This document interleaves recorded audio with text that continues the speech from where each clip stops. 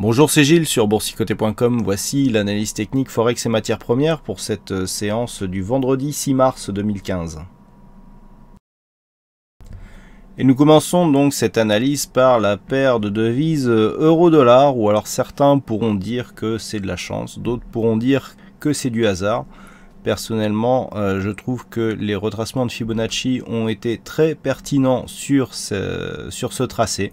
Puisque rappelez-vous, hier j'insistais encore sur le fait que les retracements appliqués à la phase de rebond nous donnaient un objectif en extension de Fibonacci à 1,0856, extension de Fibonacci ici. Et bien regardez, on a cassé donc la zone des 1,1115 hier, on a cassé la zone des 1,10 et où est-ce que nous sommes venus nous arrêter? Eh bien pile poil sur cette zone, puisque si on se rapproche, eh bien pour l'instant il y a une phase de stabilisation qui est en train de se mettre en place et que les plus bas sont à 1,0841, donc vu l'amplitude de cette baisse qui avait été donc signalée sur la rupture, cet objectif avait été signalé sur la rupture ici des 1,1115 et je soulignais hier l'importance de cette zone qui avait été dans un premier temps support, rebond technique, cassure, et on était revenu chercher quasiment au pips près. Vous pouvez regarder la vidéo d'hier soir, et donc on avait défini cet objectif. Et bien cet objectif a été atteint, on s'est arrêté dessus d'une manière très propre, et encore une fois donc les extensions qui nous donnent un très bon objectif de cassure sur cette phase d'accélération de l'euro-dollar, et donc un euro-dollar qui arrive maintenant dans une configuration très survendue, puisque nous avons ici un RSI qui est vraiment très bas, idem le stochastique, donc tous les deux en survente, et une grosse amplitude ici sur le MACD. Mais pour l'instant, pas de signal de retournement. Donc nous sommes ici dans une phase d'accélération qui fait suite à le déclenchement, le premier déclenchement, ça avait été ici la rupture de cette zone des 1,1280 qui définissait précédemment un range d'évolution dans lequel nous sommes ennuyés pendant de longues journées, voire de longues semaines. On a eu rupture ici, ensuite on est revenu chercher par deux fois moyenne mobile 20 exponentielle, et puis on a accéléré. Ici donc on a cette cassure, on revient dessus, on la valide comme zone de résistance, et puis on accélère pour venir chercher l'extension de Fibonacci. C'est très technique, il n'y a pas grand chose à dire. On devrait maintenant avoir un rebond technique, notamment lié au fait que nous sommes sur un début de week-end, mais pour l'instant nous n'avons pas plus de signal. L'autre extension à 261,8 est vraiment très bas, donc je vous en parlerai pas pour l'instant. Nous verrons déjà si ce contact ici donne lieu à une phase de rebond ou pas. C'est pas obligatoire, ce qui est la seule chose qui est probable, c'est d'atteindre ici cette zone d'extension. Mais malgré ici une configuration survendue, on n'a pas encore de signal de retournement. Donc pour l'instant, on reste naturellement baissier, que ce soit sur le court terme ou sur le moyen terme. Sur cette paire de devises euro-dollar, je ne vous parle pas encore de niveau d'invalidation. Ils sont trop hauts pour être atteints d'ici la clôture de ce soir. Et enfin, sur l'or, avec là aussi une grosse satisfaction, puisque nous avons de nombreux objectifs qui sont atteints. Je vous donnais un objectif à 1187 $ l'once depuis que nous avions cassé ici. Alors un retracement de Fibonacci que je vais vous replacer, puisque je l'avais effacé pour des besoins de lisibilité sur l'analyse actuelle. Voilà. Donc nous avions ici la rupture de cette zone des 1220 $ l'once. Lorsque nous avions cassé, je vous avais dit, l'objectif c'était un retracement total avec ici cette zone intermédiaire des 1187 $ l'once.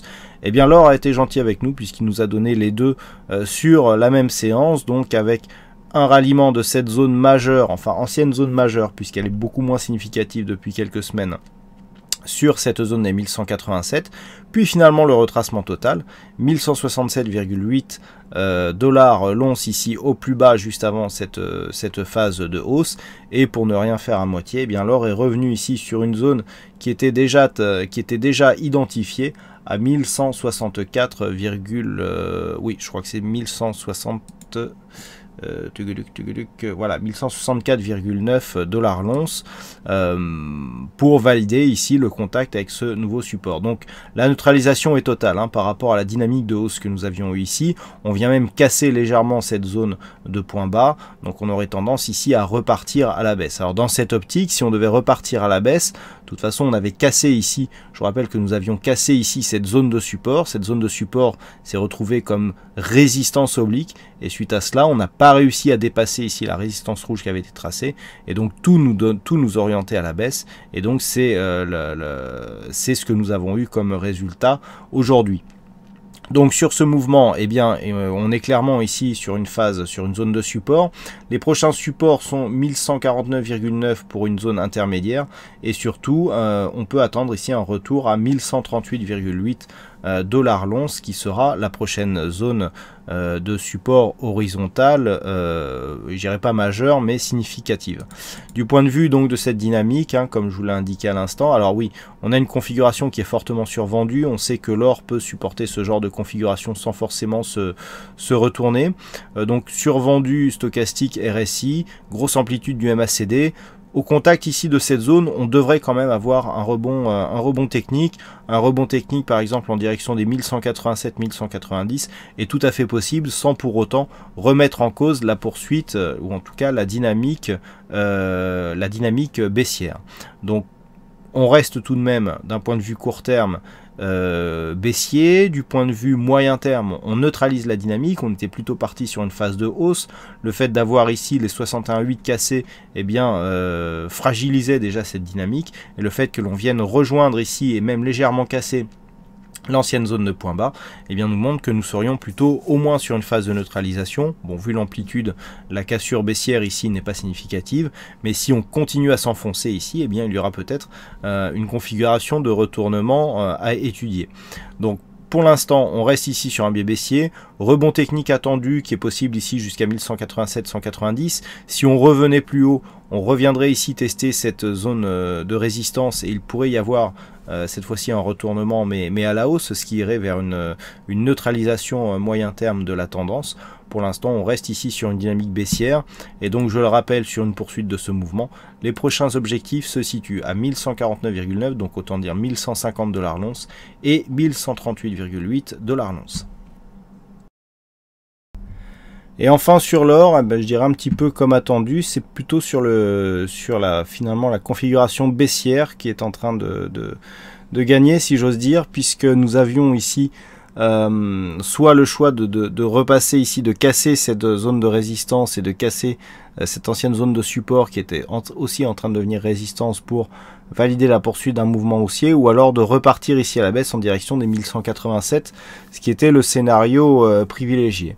Eh bien, c'est le chemin que c'est en train de prendre, puisqu'après ici une tentative de sortie qui n'a pas réussi malgré tout à casser cette zone de support, cette ancienne zone de support oblique noire, eh bien on a réintégré ici une évolution inférieure à cette résistance baissière pour finalement évoluer dans un biais baissier. On le voit bien, là où nous étions plutôt haussiers mais qui n'a pas permis une totale rupture par rapport à la dynamique moyen terme, eh bien les cours sont redescendus, on a remarqué un contact ici avec la bolle inférieure, la bolle la moyenne mobile 20 exponentielle du coup s'est imposée comme zone de résistance.